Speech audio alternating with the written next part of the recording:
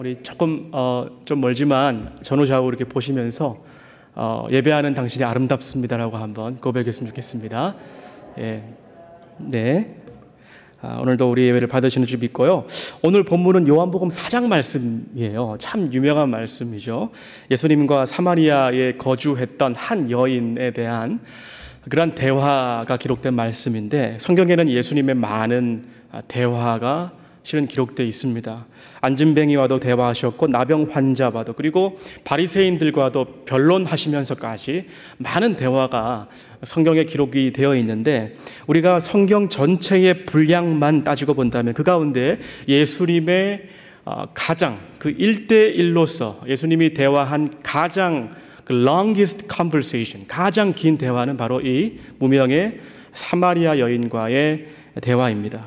그만큼 예수님께서 이 한 영혼에 대해서 관심이 많으셨고 너무나 중요한 가르침을 비중 있게 말씀하신 부분이라고 우리는 생각할 수가 있겠습니다.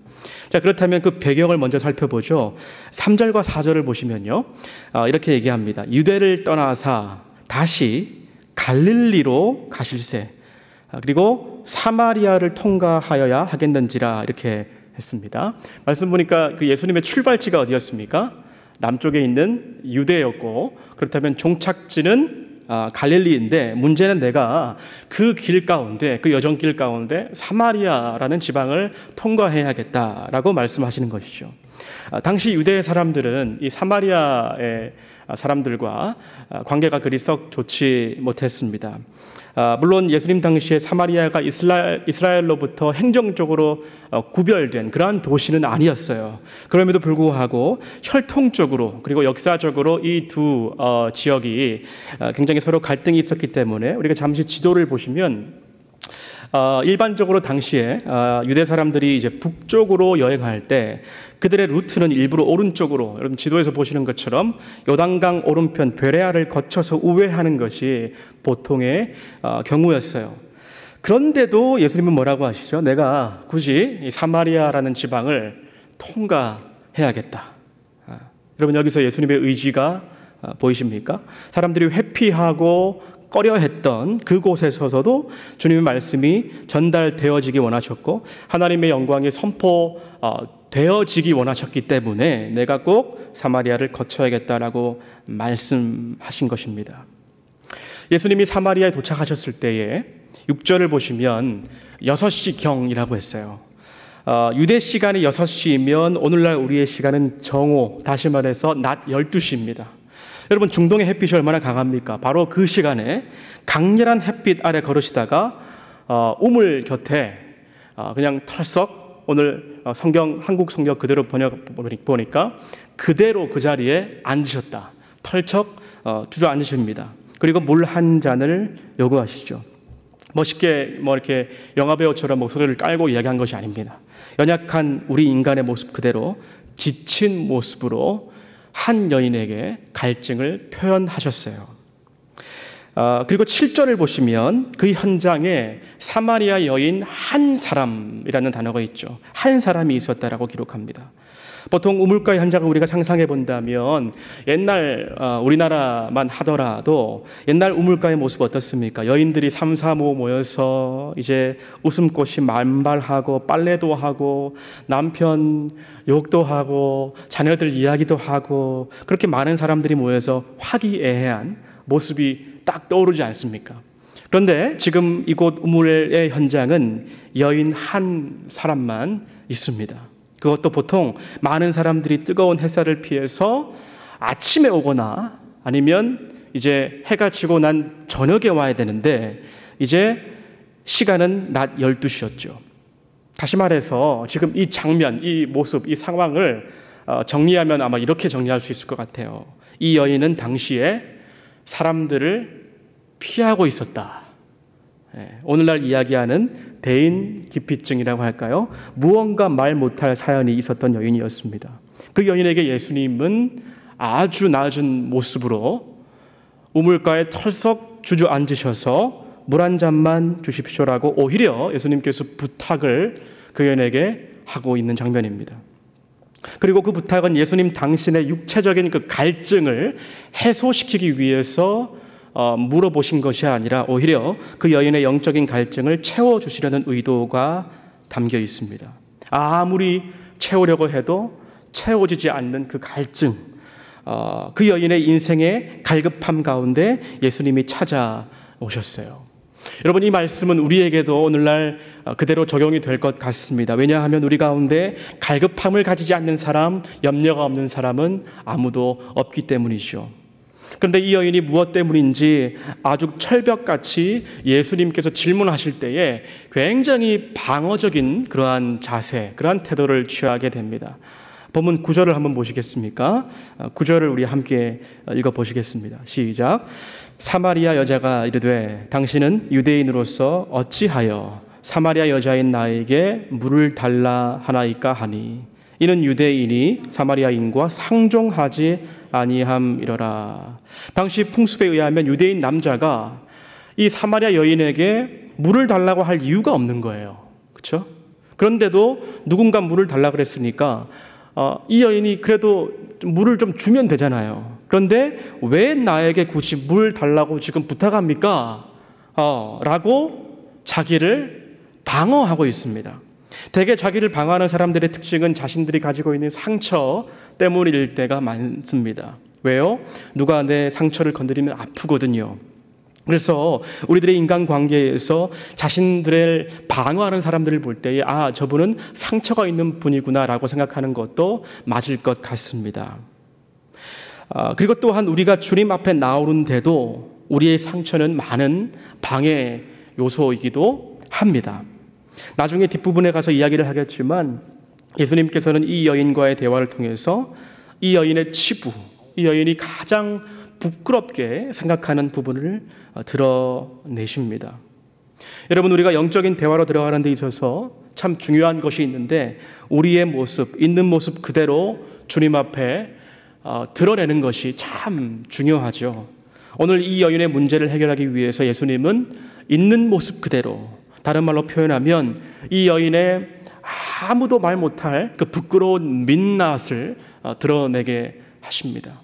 가끔 영화를 보면 그런 장면들이 있지 않습니까? 전쟁 영화를 볼 때 활에 맞거나 총에 맞아가지고 너무 아파요. 그래서 이제 위생병을 부르는 거예요. 빨리 와서 저 좀 치료해 주십시오라고 할 때 위생병은 와서 어떻게 합니까? 그 환자를 그냥 멀쩡히 바라보는 것이 아니라 환자의 옷을 찢어야 하고 그 민낯, 그 상처를 봐야, 그 환자가 그 상처를 그 사람에게 보여줘야 치료가 그때서야 시작되는 것입니다. 저는 오늘 이 예배 시간이 하나님 앞에 우리들의 영적인 민낯, 우리들의 부끄러움을 드러내는 시간이 되었으면 좋겠다. 오늘 이야기가 우리의 이야기가 되었으면 좋겠다는 마음으로 함께 나누고자 합니다. 어떤 글을 읽다 보니까 정채봉 시인의 엄마가 휴가를 나온다면이라고 하는 시를 보게 되었어요. 엄마가 휴가를 나온다면, 제가 조금 읽어드립니다. 하늘나라에 가 계시는 엄마가 하루 휴가를 얻어 나오신다면, 아니 반나절 반 시간도 안 된다면 단 5분, 그래 5분만 온데도 나는 원이 없겠다. 얼른 엄마 품속에 들어가 엄마와 눈맞춤을 하고, 그리고 한 번만이라도 엄마하고 소리내어 불러보고. 여러분은 훗날 이렇게 어머니를 잠시나마 만나볼 수 있으시다면 뭐라고 하시겠습니까? 엄마 보고 싶었어요. 엄마 사랑해요. 엄마 잘못했어요. 죄송해요. 흔히 이런 말들을 생각하지 않을까요? 근데 시는 이렇게 끝이 납니다. 숨겨놓은 세상사 중 아주 딱 한 가지 억울했던 그 일을 일러 바치고 엉엉 울겠다. 아이가 엄마 앞에 한마디 하고 싶다면 어쩌면 가장 억울하고 힘들었던 일, 그 누구에게도 쉽게 털어놓을 수 없는 일들을 엄마한테 그냥 툭 터놓고 이야기하고 엉엉 울겠다. 보고 싶은 엄마 앞에서 이 아이는 그런 아이였던 것이죠.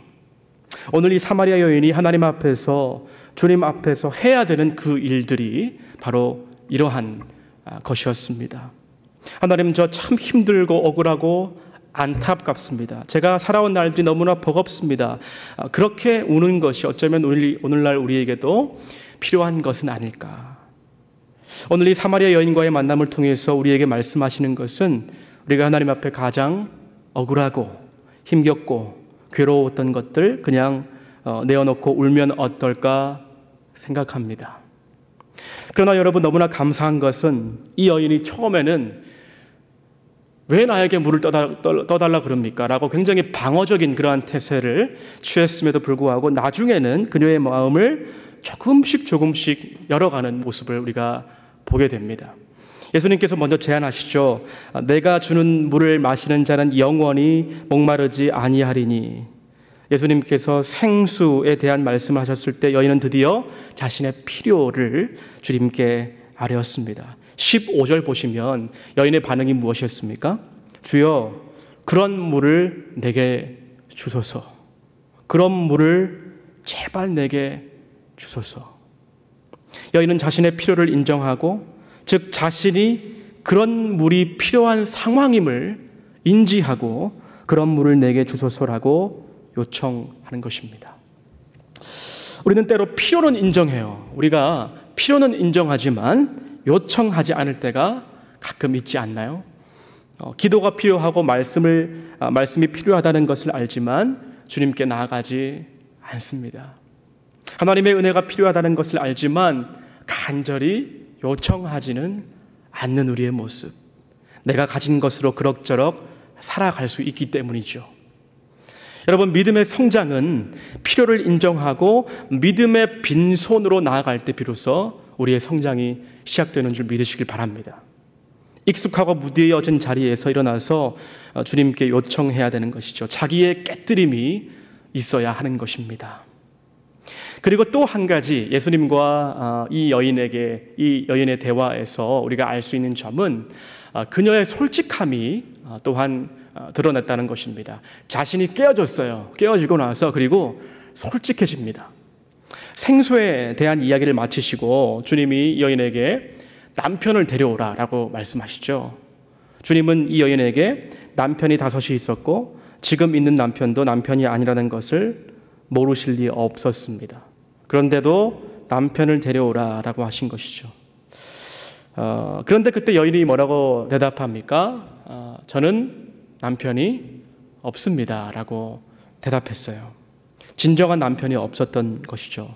우리말 성경에는요, 이 남편이라고 하는 단어가 굉장히 공손하게 이렇게 표현이 되어 있습니다만 이제 원문의 뉘앙스는 분노가 담겨 있어요. 이 여인에게 남편은 사실 가장 불편한 단어였기 때문에 그렇습니다. 이 여인에게 남편은 실제로 남의 편이었습니다.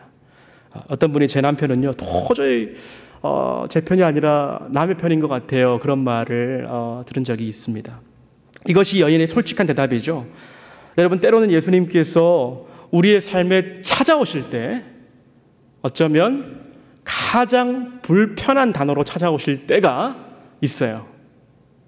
꺼내고 싶지 않은 단어, 지우고 싶은 단어, 누구에게도 말하고 싶지 않은 단어, 그 한 단어가 여러분 있습니까? 한번 번뜩 생각해 보세요. 그 한 단어가 있으시다면 예수님은 어쩌면 바로 오늘 그 단어를 들추세요. 그럴 때 이 여인은 어떻게 대답했습니까? 예수님께 거짓말을 하거나 대충 얼버무리지 않았습니다. 가령 제 남편은 지금 출타 중입니다. 아니면 좀 컨디션이 안 좋아서 집에서 좀 쉬고 있습니다. 이렇게 말하면서 자신의 과거를 숨길 수도 있었을 텐데, 그러나 이 여인은 자신의 상황을 솔직하게 대답했습니다. 저에게 진정한 남편이 없습니다 라고 대답했던 것이죠. 이 말을 듣고 예수님 대답하시길, 그래, 내 말이 옳도다, You're right 이라고 말씀하시죠. 여러분, 솔직함은 진리로 들어가는 입구, 진리의 출입문이라고 할 수 있습니다. 이렇게 이 여인은 첫 번째로 자신의 모습을 깨뜨렸고요, 그리고 두 번째로 솔직함으로 예수님 앞에 한 걸음 한 걸음 나아갔습니다. 예수님은 우리의 삶의 문제를 알고 계십니다. 여러분, 삭개오 기억하시죠? 한 번도 예수님께서 삭개오를 만나지 못했지만, 그러나 삭개오의 이름을 알고 부르셨던 것처럼, 오늘 이 여인의 문제를 알고 계셨던 것처럼 누구에게도 우리가 말할 수 없는 문제를 예수님은 그 단어를 오늘 알고 계십니다. 벌써 오래전이네요. 제가 유초등부 사역을 할 때 굉장히 참 즐겁게 사역을 했는데, 근데 매주일 설교를 할 때 가장 좀 떠드는 아이들이 있었어요. 실명은 밝히지 않겠습니다. 그때 마침 우리 미국 교회 보면 락인이라고 하는 게 있죠. 보통 교회에서 이제 1박 하면서 그 아이들과 이렇게 이렇게 재밌게 지내고 그런 교제하는 시간인데, 저는 그때 생각하다가 집에서 락기를 한번 하면 어떨까, 그렇게 좀 생각을 해봤어요. 그래서 학년 다 이제 한꺼번에 할 수 없으니까 학년마다 남자 1학년, 여자 1학년 이렇게 번갈아 가면서, 아마 그때 4살, 5살 프리K 캔들 제외하고 1학년부터 이제 5학년까지 다 했던 것 같아요. 조그만 아파트에서 1박 2일로 락기를 하면서 같이 영화도 보고, 밤에 야식, 라면을 어찌 그렇게 좋아하는지 라면도 막 끓여 먹고, 또 이제 게임도 하고, 여자아이들은 이제 아내가 매니큐어도 발라주면서 그렇게 재밌게 지냈습니다. 그때 그렇게 시간을 보냈던 아이들이 이제는 키가 커서 고등학생, 그리고 이제 대학에 지나갈 나이가 되었죠. 그래서 1박 2일이 지나면 이제 부모님들이 픽업하러 오십니다. 인사도 하고 아이들에 대해서 고민도 듣고 그런 이야기를 합니다. 그리고 나서 그 다음날 유초등부 주일 예배를 드리는데 그 아이들이 안 떠드는 거예요. 근데 더 문제는 제가 설교가 오히려 안 되는 거예요. 매주 떠드는 아이들이 쟤네들이 왜 안 떠드나 궁금해가지고, 쟤네들이 떠들어야 되는데 왜 안 떠들지? 그런 생각을 하다가 이제 설교를 막 이게 놓치는 겁니다. 근데 그 아이들의 눈빛 속에서 제가 뭔가를 읽었어요. 그게 뭐냐면, 그 아이들의 눈빛 속에, 야, 이제 전도사님이 우리를 다 알아. 이제 떠들면 바로 막 엄마 아빠한테 전화할 수 있어. 우리 이제 끝났어. 포기한 모습이 그들의 눈빛에서 보이는 것이죠. 여러분, 하물며 우리가 누구를 알아도 상대방의 태도가 바뀌는데, 하나님께서 여러분을 아신다고 생각해 보세요. 이 여인은 예수님이 자신의 모든 것을 알고 계신다는 것을 인지한 순간 더 이상 감출 것이 없었습니다. 그런데 그 순간 오히려 그것이 속박이 아니라 그것이 자유가 되어버린 것이죠. 우리가 상담할 때의 상담의 효과 가운데 누군가에게 자신의 고민을 털어놓기만 해도 절반은 치유가 된다라고 하죠. 물론 다 해결되는 것은 아니지만, 그러나 이것은 상담의 부분뿐만 아니라 나의 모든 것을 아시는 하나님께서 지금 나의 삶을 알고 계신다는 것이 이 여인에게는 자신의 모든 방어벽을 깨부수고 포기하고 빛이신 그 예수님께 나아갈 수 있게 된 것입니다.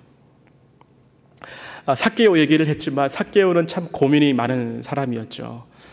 그런데 삭개오야 라고 하는 그 한 단어에 이 사람이 완전히 무너졌듯이, 오늘날처럼 손타자 쳐가지고 여리고 세무서 웹페이지 들어가서 담당자 이름 그래서 알아가는 게 아니잖아요. 예수님은 그의 이름을, 그의 고민을 알고 계셨어요. 나를 몰라야 할 그분이 나의 이름을 아신다는 것은 나의 과거를 아신다는 것이고, 내가 왜 나무에 올라가야만 했는지를 알고 계신다는 사실입니다. 오늘 사마리아 이 여인도 이 예수님께 모든 것을 솔직하게 내려놓았습니다. 이렇게까지 이 여인의 마음이 점점점 열리기 시작하고 예수님과 대화하다 보니까 이 여인이 어느 경지까지 올라갔냐 하면요, 이제 자신의 걸리는 문제들도 주님 앞에 가지고 나오는 모습을 볼 수 있습니다. 그것이 바로 예배의 장소에 대한 문제인데요. 사마리아 여인이 예수님께 질문 하나를 합니다. 이 질문은 예수님과 대화하다가 자신의 사생활이 들추어지니까 그러한 공경, 어떤 민망함에서 벗어나기 위해서 어떤 화제 전환용으로 한 질문이 아니었습니다. 정말 그녀가 궁금한 점, 진실함으로 주님께 여쭈었고, 이 예배 장소에 대한 질문은 실은 이 여인의 신앙에 있어서 소위 걸리는 문제였어요. 굉장히 궁금한 그러한 문제였습니다. 왜냐하면 유대인들은 예루살렘에서 예배하고 자기들은 자기의 조상들 사마리아 사람들은 그리심산에서 예배해야 된다고 하는데 그녀에게는 왜 그래야 되는지 이것이 풀리지 않는 신앙적인 문제였습니다. 그 문제를 주님께 가지고 나온 것이죠. 여러분, 우리도 믿음 생활하다 보면 참 풀리지 않는 문제, 걸리는 문제들이 있습니다. 사람들과의 문제, 신앙의 회의와 의문들, 그리고 은밀한 죄의 문제에 이르기까지 걸리는 문제들이 참 많습니다. 어떤 사람들은 이 문제를 주님께 가지고 나오지 않은 채 신앙생활을 유지합니다. 그 걸리는 문제를 해결하지 않은 채 믿음 생활을 합니다. 그러나 거기에는 신앙의 성장이 결코 이루어질 수 없는 것이죠. 왜냐하면 바로 주님이 답을 가지고 계시고 주님께 해결책이 있기 때문입니다. 예수님은 이 여인의 솔직한 그 질문에 답을 하십니다. 예배 문제는 장소의 문제가 아니라 영과 진리의 문제이다. 하나님은 그렇게 예배하는 자들을 찾으신다라고 정확하게 답변을 해 주십니다. 이것을 깨닫자마자 이 여인의 믿음에 바로 생장점이 터져 버리는 것이죠. 그리고 어떻게 합니까? 이 지고 있던 물동이를 버려두고 동네 사람들에게 달려가 가지고 이제는 전도자 역할까지 해요. 예수님을 전하게 됩니다. 여러분, 이것이 오늘 스토리입니다. 오늘 예수님과 사마리아 여인과의 대화.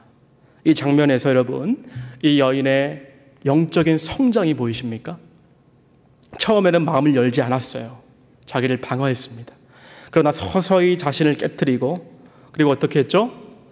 솔직하게 나아갔고, 그리고 마지막으로 자신의 걸리는 문제까지 주님 앞에 내어놓았을 때 예수님을 향한 그녀의 고백에서 그녀의 믿음이 점점점 성장해 나가는 것을 볼 수 있습니다. 특별히 우리가 어디서 그걸 볼 수 있냐면 예수님을 그녀가 부른 호칭의 변화에서 우리가 좀 볼 수 있는데요. 맨 처음 사마리아 여인이 주님을 부른 첫 호칭을 여러분 9절을 보시면 당신이었습니다.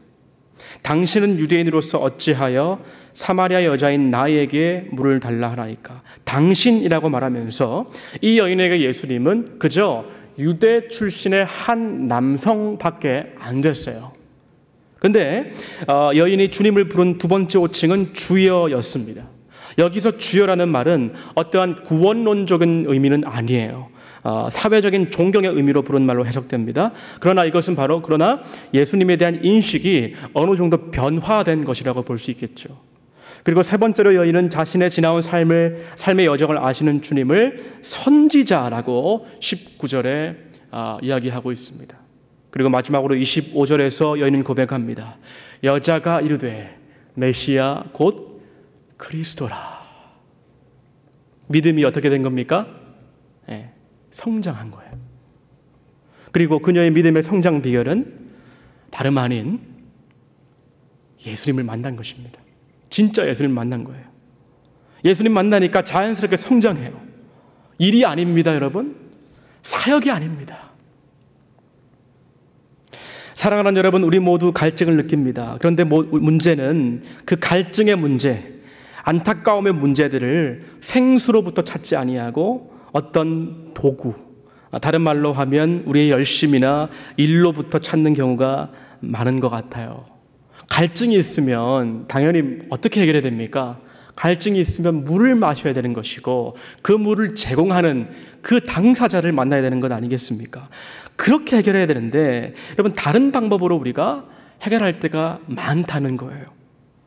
여러분, 우리가 신앙의 본질적인 부분을 놓치면 자꾸 갈증을 느낄 수밖에 없습니다. 사마리아 여인이 늘상 우물가에 이 땡볕에 아무도 없는 이 정오 시간에 나올 때마다 뭘 들고 왔을까요, 여러분? 뭘 들고 왔을까요?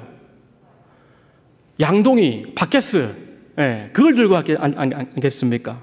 땡볕에 햇빛이 내려지는 정오 시간에 물을 떠서 무거운 두 팔로 물을 머리에 이고 갔을 것입니다. 이러한 물을 먹어도 갈증이 나는 물을 계속 머리에 이고 팔로 드니까 지치는 거예요. 무거운 그녀의 두 팔처럼 그녀의 공허함과 갈증은 도무지 해소되지 않았습니다. 여러분, 그래서 무엇입니까? 우리가 집중해야 할 것은 생수를 주는 대상을 먼저 알아야 한다는 것입니다. 양동이에 집중을 하는 것이 아니라 아직 갈증이 해결이 안 된 채로 우리의 일에, 우리의 도구에, 다시 말하면 우리의 양동이에 집중하는 것이 아니라 그런 여인에게, 그런 우리들에게 주님 말씀하시길, 우리를 찾아오신 것이죠. 내가 사마리아를 통과해야겠노라. 내가 굳이 그 길로 가야겠노라.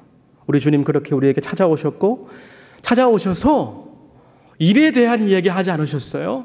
사역에 대한 이야기 하지 않으셨습니다.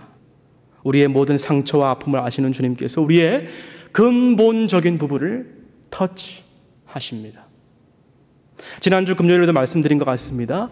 Back to the basic. 앞을 향해, 우리가 성장을 향해, 열매를 향해 달려가기 이전에 다시 한번 주님의 은혜를 돌아보아야겠다. 더 나아가서 오늘 사마리아 여인처럼 있는 모습 그대로 주님을 다시 한번 만나야겠다. 사랑하는 여러분, 오늘날 나에게 목마르지 않는 생수는 과연 일이 아니라, 사역이 아니라, 어떠한 도구가 아니라 우리를 지으신 하나님의 은혜로부터 나오는가? 마지막으로 본문 20절의 말씀을 함께 읽어보시겠습니다. 시작. 우리 조상들은 이 산에서 예배하였는데 당신들의 말은 예배할 곳이 예루살렘에 있다 하더이다. 그리고 이후에 이 여자가 이런 고백을 합니다. 여자가 이르되 주여 그런 물을 내게 주사 목마르지도 않고 또 여기 물 기르러 오지도 않게 하옵소서. 그런 물을 내게 주시옵소서. 여인이 간절히 고백하는데요. 이 여인의 고백이 우리의 고백이 되시기를 바랍니다. 생수의 근원이 네가 열심히 물을 길어서 생수를 얻는 것이 아니라 네 안에서 솟아나는 샘물이 되겠다. 오늘 그 부요함이 여러분들 속에서 솟아나는 그 샘물을 맛볼 수 있기를 주님의 이름으로 간절히 축원드립니다. 이 시간